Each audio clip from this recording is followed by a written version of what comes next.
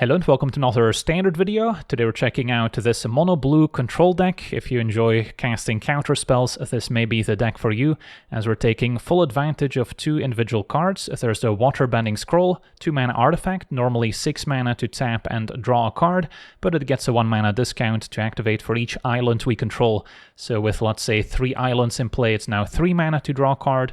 Good but not great, still a decent mana sink if we're keeping up mana for our counter spells and don't need to use them, but especially once we get to 6 or more islands, we now get to just tap the Waterbending Scroll and draw a card for free.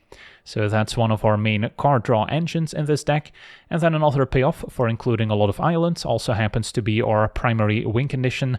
Tempest Djinn is triple blue for an 0/4 flyer that gets 1 additional power for each basic island we control. So no cheating with multiversal passages or other dual lands that have island in the type.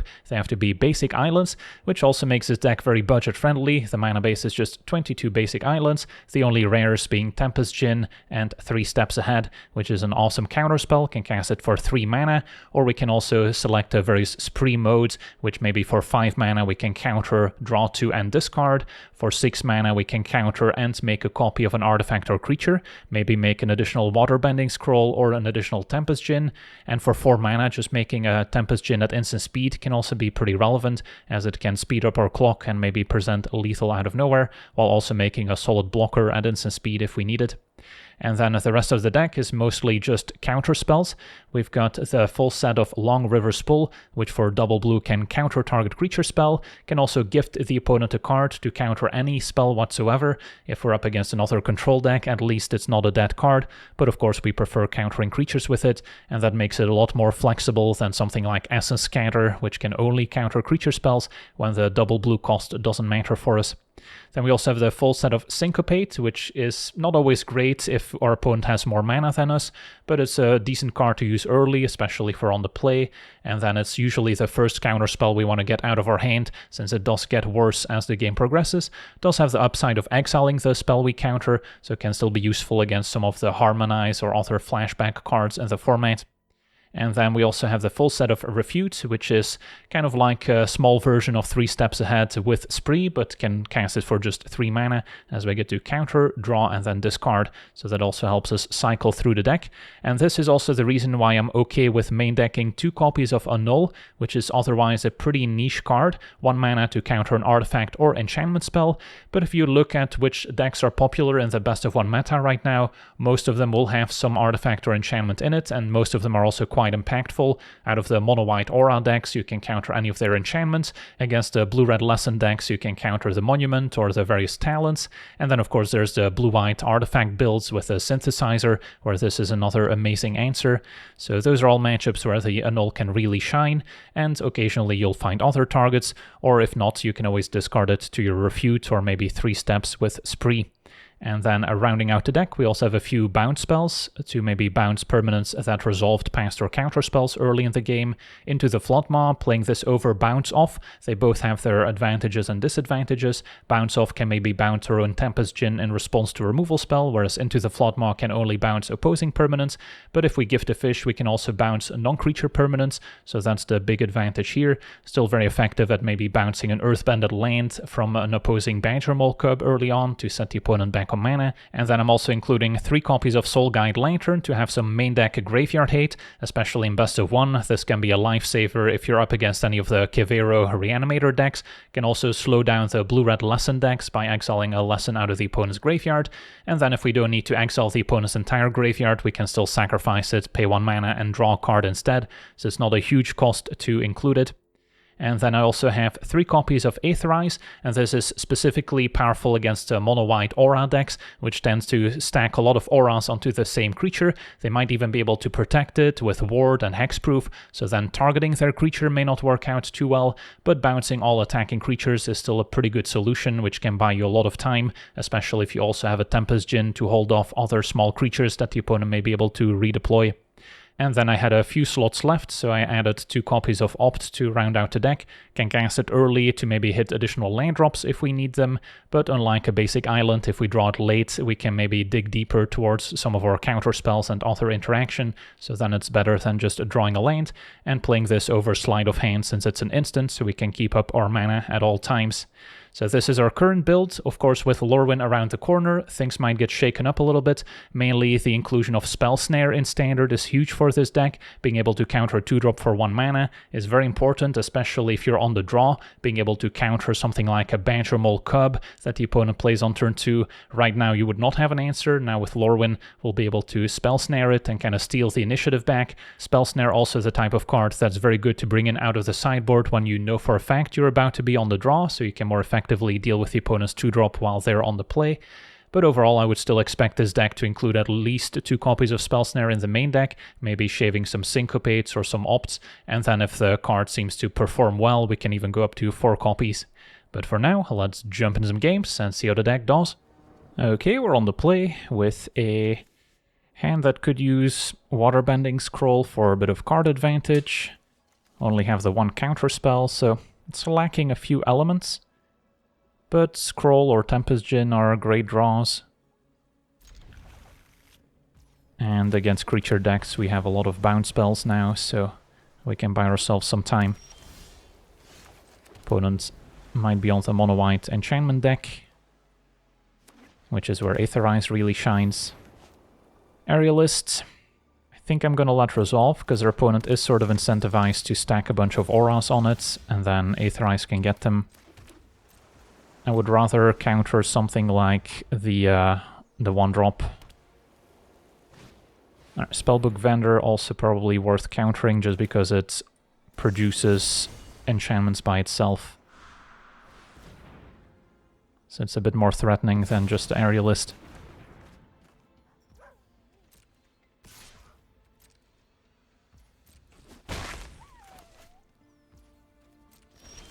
Alright, 3 steps is good, so maybe next turn I can counter and then draw this card.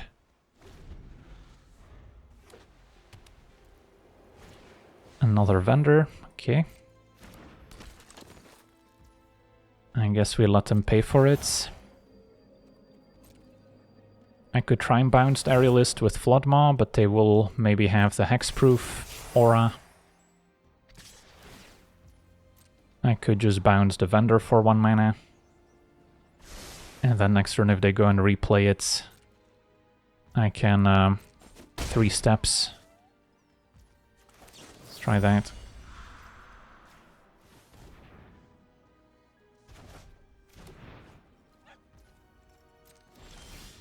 A Lantern we can wait on.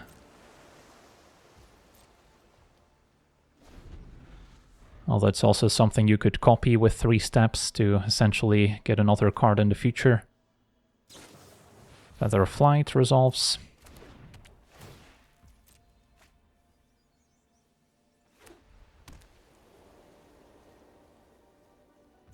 Opponent's just going to attack for 4. I don't think we're at a point yet where I want to Aetherize. But now I might end up wasting 3 steps if they don't play the Vendor.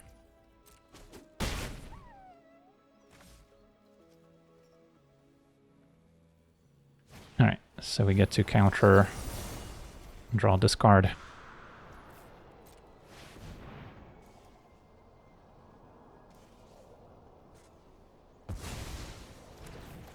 And there's a scroll. So it can immediately draw for free, and even another one. Now, decent chance our opponent has the Sheltered by Ghost to exile it, but it could actually be an advantage here, because I get to draw with a scroll, opponent exiles it, I bounce their Aerialist, it comes back, I get to draw again for free.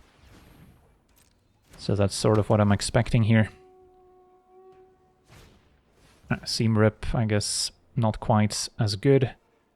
So let's maybe draw a response. Another Aetherize, so we can buy ourselves a lot of time. But yeah, not as good as Sheltered by Ghost would have been for us. I do think I take 5. Just so I can bounce their stuff next turn.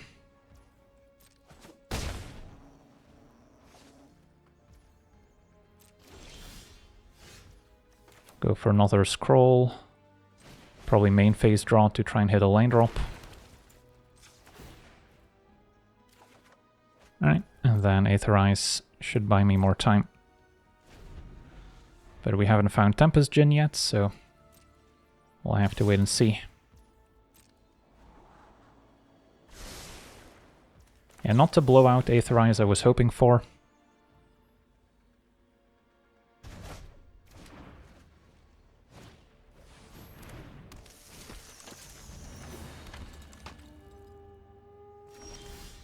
Alright, so can once again draw for free. There's a Tempest Djinn. Now this is a creature I do need to protect. And yeah, I guess with Aetherize, once again, if they go for Shelter by Ghosts, we have an answer.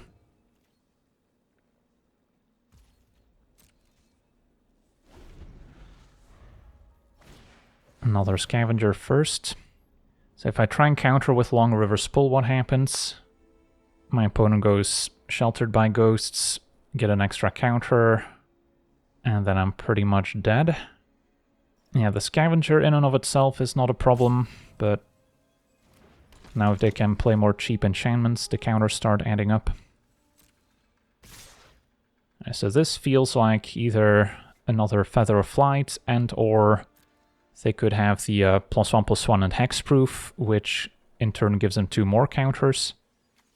So let's block the smaller Scavenger and kind of make them overextend a bunch of their enchantments.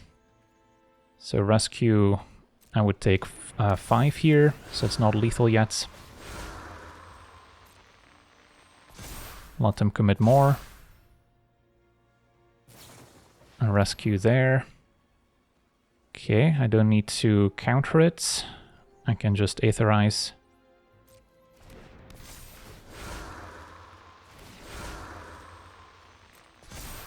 Anything else? Oh yes, play more stuff out, please.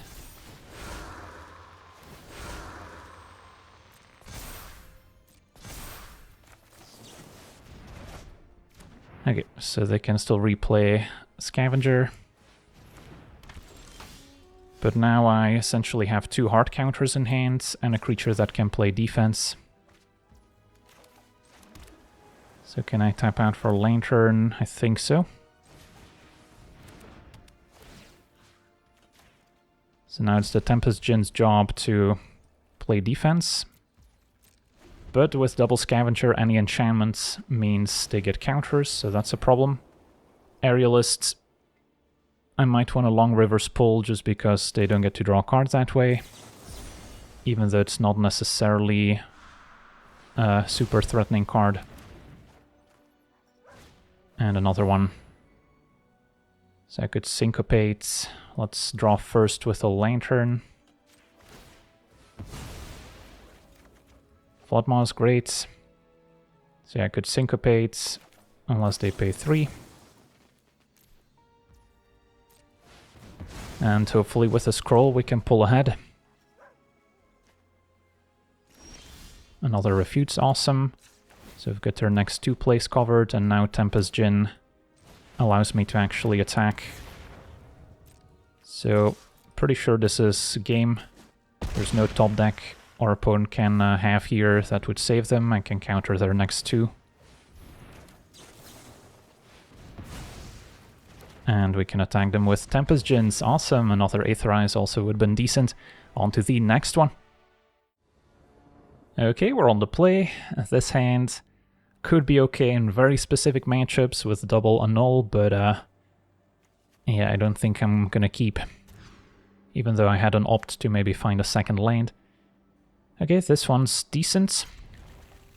I think I get rid of annul since it's the most conditional of these cards.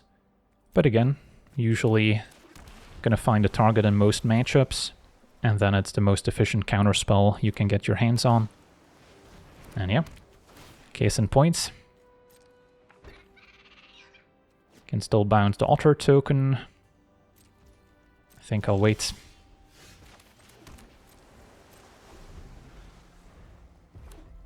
So it is Blue-Red Lessons. And yeah, that's definitely a matchup where annul can be great, since it can also counter the Monument to Endurance and Artist's Talent.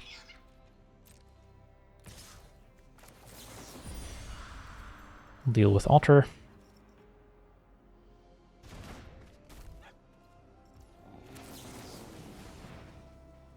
The late game of our opponent looping Stormchaser's talent can be pretty scary. Lantern's not bad against lessons, although they don't have any lessons so far. The issue with tapping out for Tempest Djinn is if they have Iroh's demonstration dealing 4 to it. Otherwise, I can maybe sneak it into play here. The alternative, just keep up 3 steps, maybe take some damage off the Otter or bounce it. And could also get the Lantern in play, but I would rather exile a lesson with it first. So I'm gonna try the Djinn. If they have to use 2 removal spells, that's fine. If they have the demonstration, I'll be a little sad. Alright, opponent taps out for the monument. So now we just need to outrace it. And yeah, let's get in with the Djinn.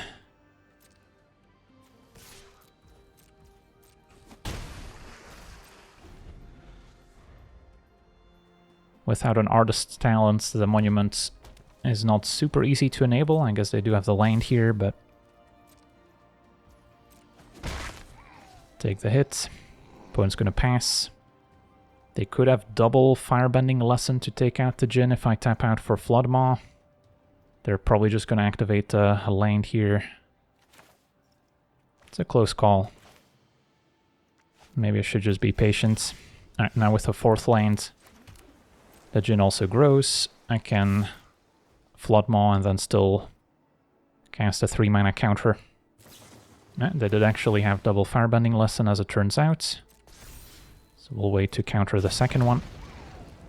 Could also be Firebending lesson and Combustion Technique, that's fine too. So, refute.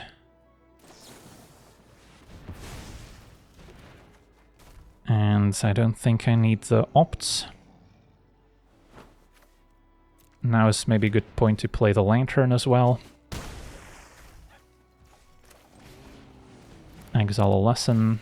We'll go with probably the Technique, since it's cheaper to maybe take out a Tempest Djinn in the future if they do get it back.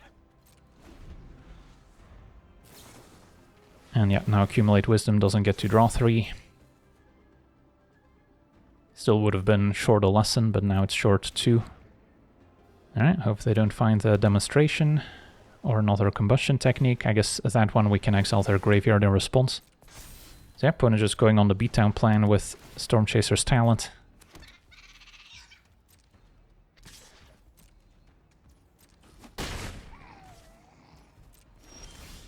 A land is good.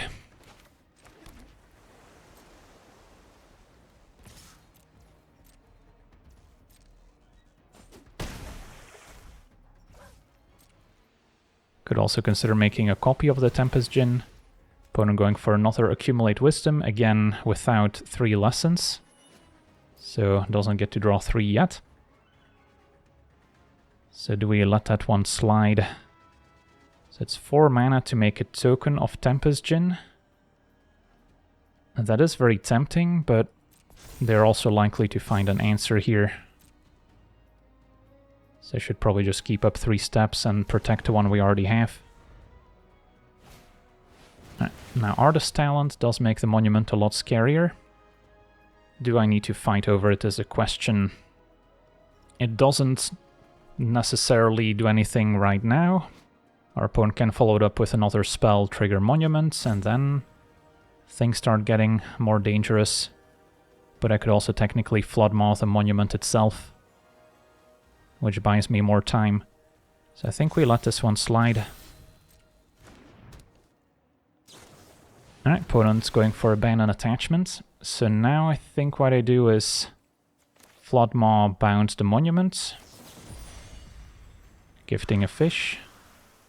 And then the best our opponent can do is draw their bounce spell, which could technically bounce the Djinn.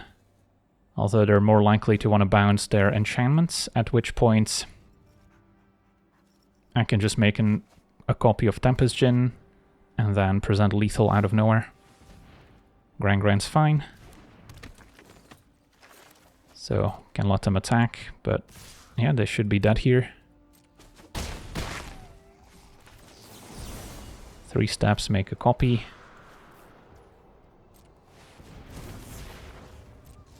And attack for 10, even drew the scroll, which is a pretty nice leftover here. Sweet, on to the next one.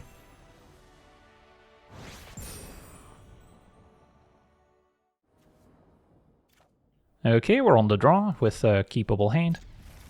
Just need a 3rd lane drop and then we're off to the races. Opponent on blue as well. Blue-whites. Would really like the scroll to resolve, so I don't think I want to play it just yet. Want to figure out what my opponent's up to first. Yeah, seemed like a draw-go control deck. So I may need to draw discard with 3 steps, which is not a play I would love to make, but I do need to ensure that I hit my lane drops. Okay, so yeah, looks like dedicated control.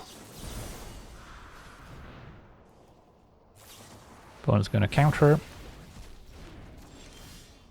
Now I can play the scroll, keep up Syncopate to counter back on another No More Lies.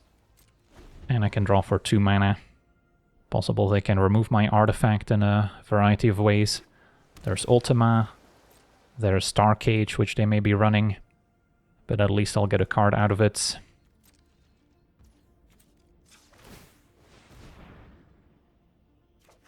Do I get to untap? I do. So now we're at a huge advantage, having an active scroll and our opponent unable to maybe spend their mana. I guess they can draw discard, but that's not quite the same as just drawing. Although there are a few dead cards in the matchup, potentially Aetherize is not going to be great. Stock up. I could try to fight over. Syncopate unless you pay 3.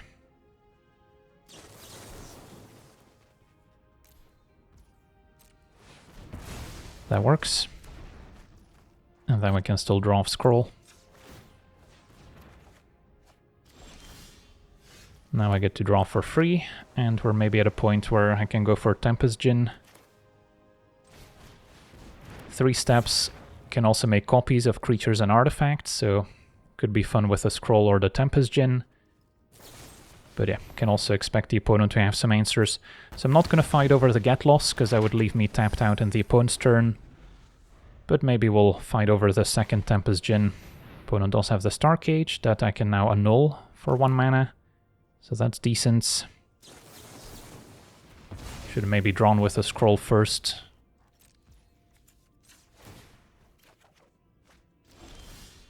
Alright, so if I go for Djinn again, they could have another end of turn get lost. So I think I'm going to be more patient. Might end up using 3 steps to make a copy of the scroll. Because again, we're not really in a hurry. That could change if her opponent plays like a Mistrise Village to make their spells uncounterable, maybe. 3 steps could also be used right now to make a copy of the scroll, but since we drew another one, that seems overkill. But yeah, we should have more hard counters in the deck than the opponents, is my guess. They'll probably have more creature removal. So do I play another scroll when they could have Star Cage or Ultima to blow them up? I think that's still reasonable, I can fight over it. Can still cast 2 hard counters. I've hit my land drops, so there's no need to draw right away. And our opponent's gonna wanna consult. Digging 5 cards deep, getting 2 of them. Yeah, I think we can fight over this. Ditch the Aetherize. Since our opponent cannot go Ultima and counter back, which would be my main concern here, I guess I could have had Star Cage plus a counter spell. Alright, so is it time to play Tempest Djinn? I can play it and have 2 counter spells up. It's pretty good.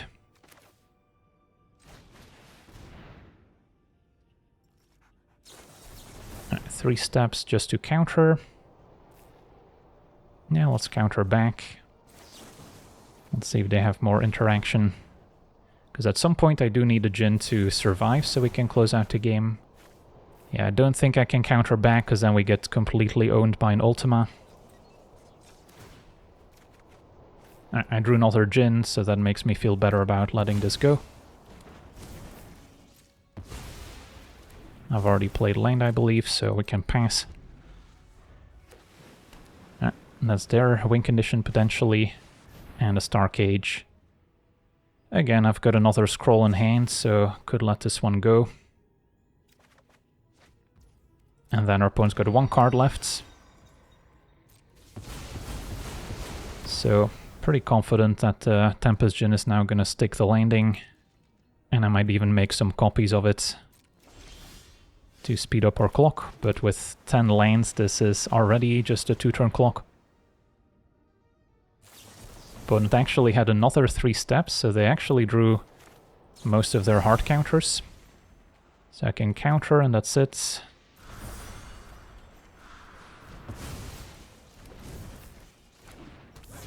Do I play the scroll? Don't see a reason to. They can jump with Anchorage, so that maybe buys them a turn.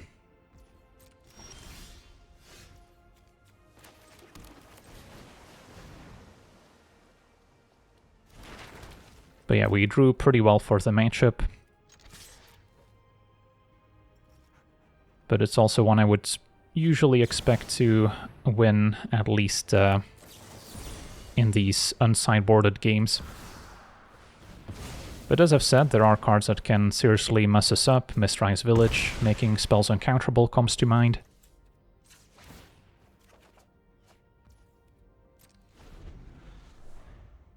Opponent's now in desperation mode, digging with Agnakella. Can maybe still find an untapped land to animate Anchorage, but we can bounce it. And I could even make a copy of the Tempest Djinn now that our opponent's tapped out.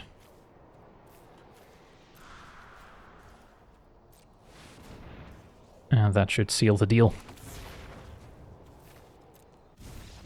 Alright, sweet, on to the next one. Okay, we're on the draw with a functional hand.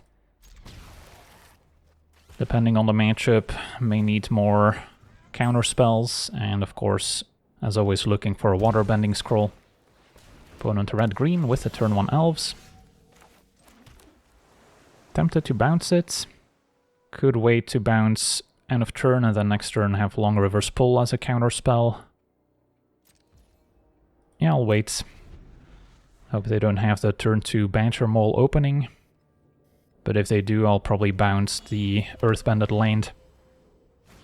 It's going to be a Leyline Weaver instead.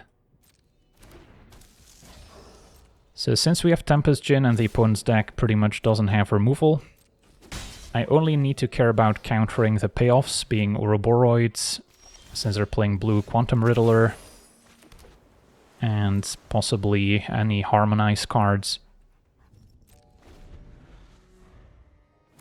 So as long as I have more counter spells than the opponent has impactful threats, we should be okay. I get to counter a turn 3 Ouroboros. And opponent's got another Weaver. So I'm not gonna tap out for Tempest Djinn unless I'm sure that our opponent doesn't have another Ouroboros in hand. And Llanowar Elves is fine. And Quantum Riddler, I'm definitely countering here. We'll use the Refute. Opponent will still get to untap the Weavers.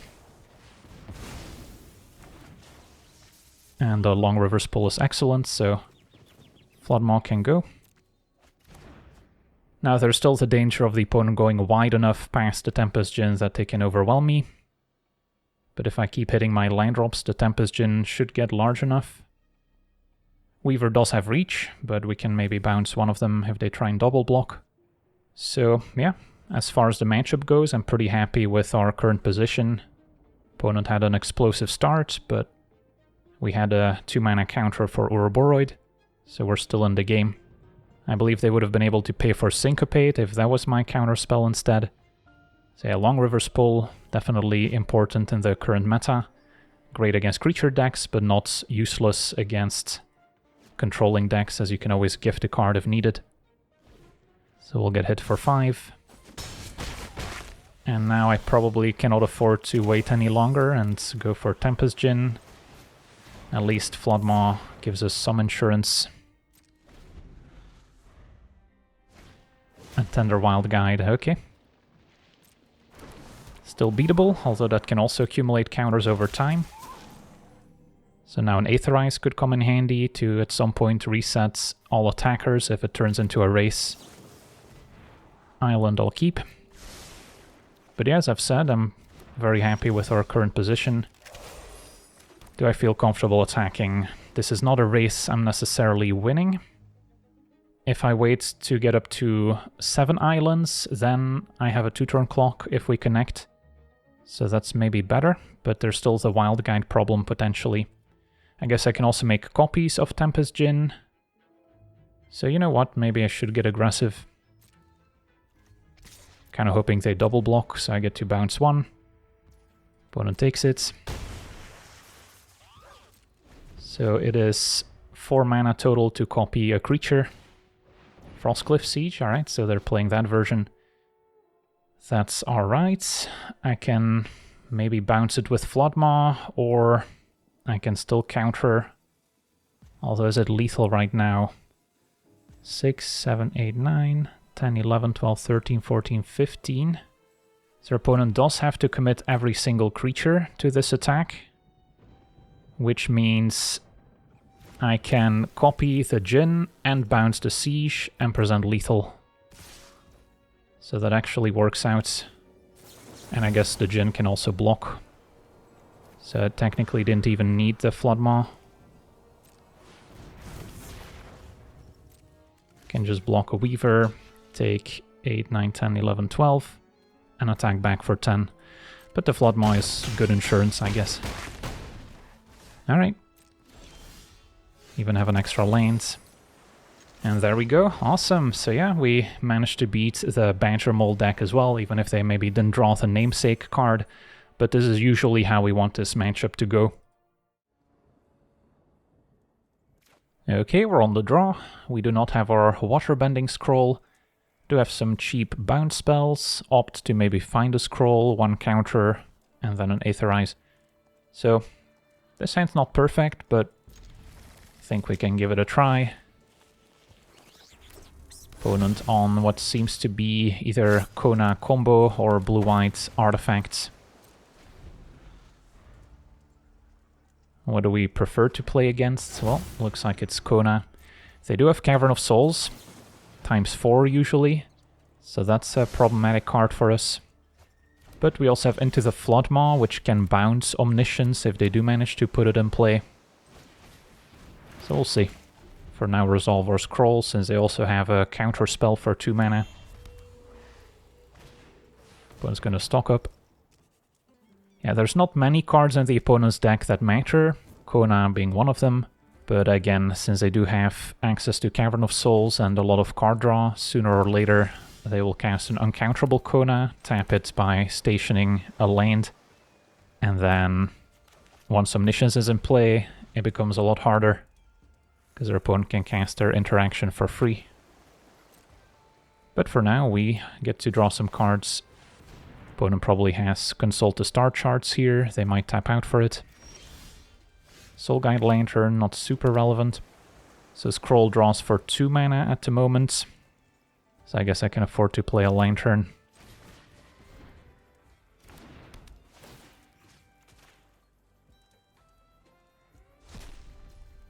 Now if they don't give Kona Hexproof, I can still bounce it before it gets a chance to trigger the survival mechanic. But they also have Lost in the Maze, which I actually could fight over. The problem being, if I fight over it now, then my opponent will be able to play Kona and potentially go off next turn. So yeah, maybe tapping out for Lantern was too ambitious. Now if they don't play Cavern yet, of course we don't care. Can also Floodmaw bounce the maze, but then they get a fish. So no Cavern of Souls yet. So can still afford to draw.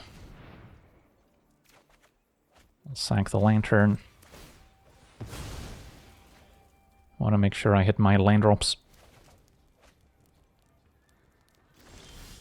Tempest Djinn is good. But can I afford to play it? I don't think so. So now it's 1 mana to draw with a scroll, so I can play Lantern, scroll, and then still refute, or refute and Floodmaw.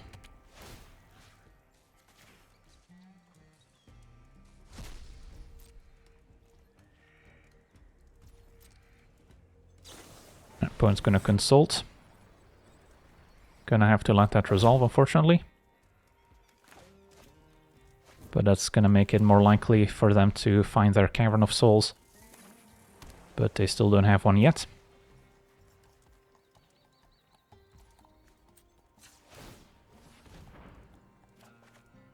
Long River's Pull is useful.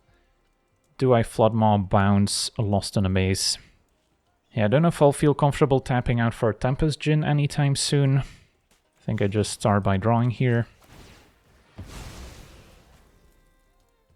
Make sure we have a land for next turn. Yeah, I mean, if I bounce the maze now, our opponent just replays it, so that doesn't accomplish much. So yeah, no land is kind of awkward here. May need to main phase draw with a scroll. But I'm certainly gonna have to discard to hand size. A land is useful. Cannot play the Djinn unless we only keep up Long River's Pull. So I'm gonna have to discard some cards. Opponent with another Consult. This one I might fight over. Just to spend some cards here. They could fight back with their own counter. Unauthorized exit, bounce, scroll, that's fine. Although I'm gonna have to discard to hand size even more now. So draw this card, I don't think we need Aetherize. And then pass turn, discard 3 cards. 1 Floodmaw. At this point, I don't even think we need the scroll. And maybe 1 refute.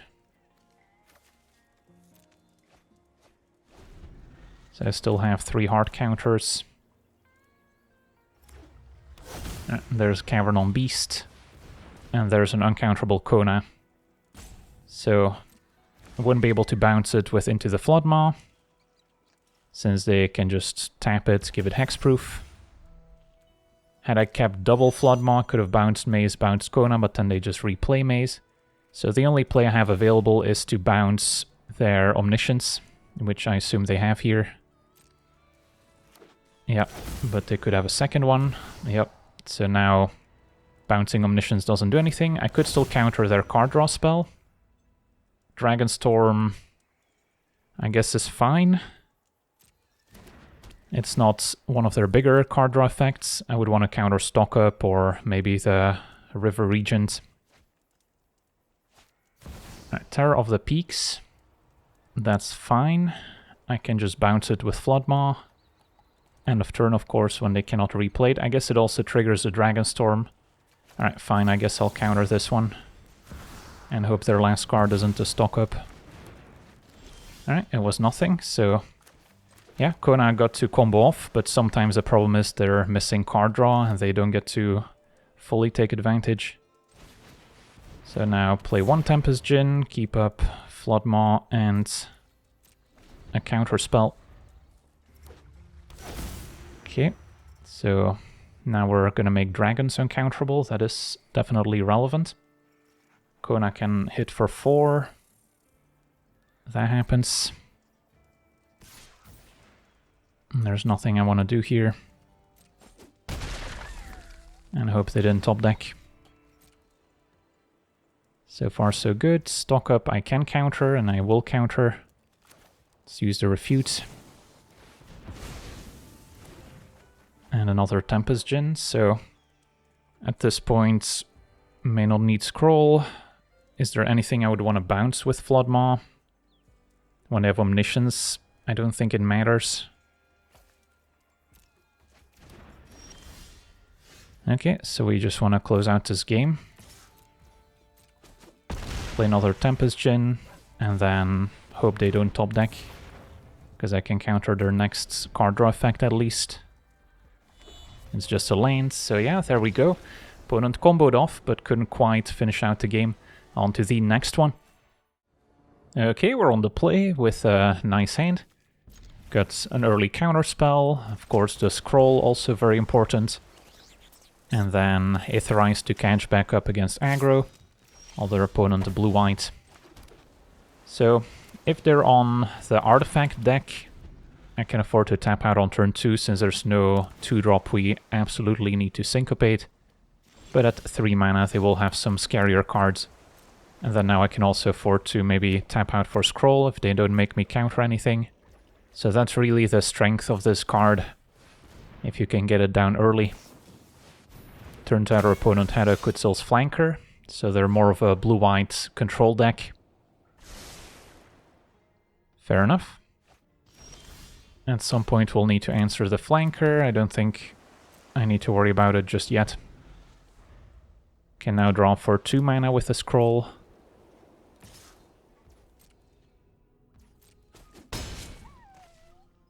At some point we can also Aetherize if they flash in more creatures. Okay, so now it's 1 mana to draw with a scroll. So can maybe afford to play a Lantern as well.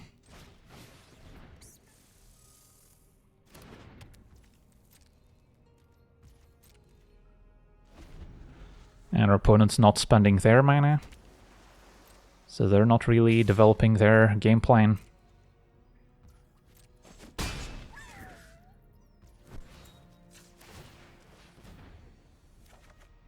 We're happy to just hit line drops.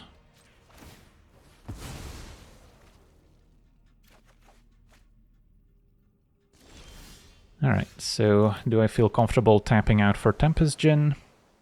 Yeah, if they fight over it, that's okay. I'll still have Refute up. Can draw for free with a scroll now.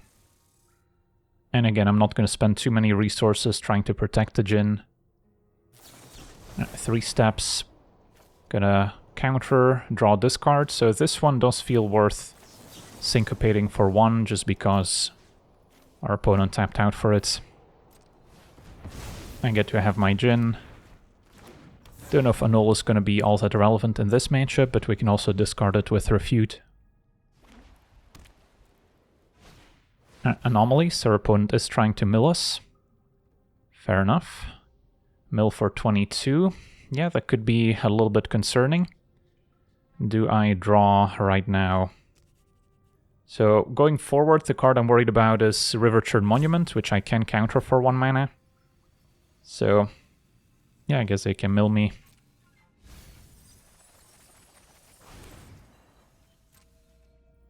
So another anomaly could also be bad. But I can try and get an attack in. Another syncopate's good. Alright, so we'll hit for 7. So now anomaly is no longer gonna mill me to death. And yeah, I'll just pass, I think. I could try another Djinn. Then I would only have Refute available. I think we wait a turn.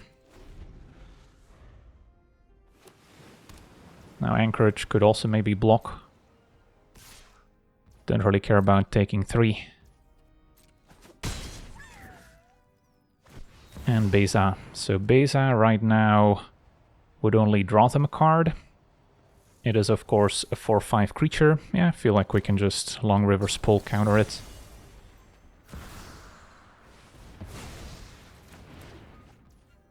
And then draw with a scroll. And now I'll feel more comfortable tapping out for a second Djinn.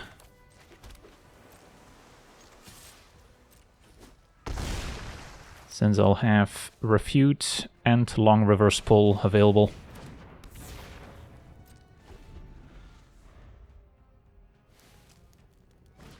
Day of Judgment, so we can fight over this one. Starting with Refute.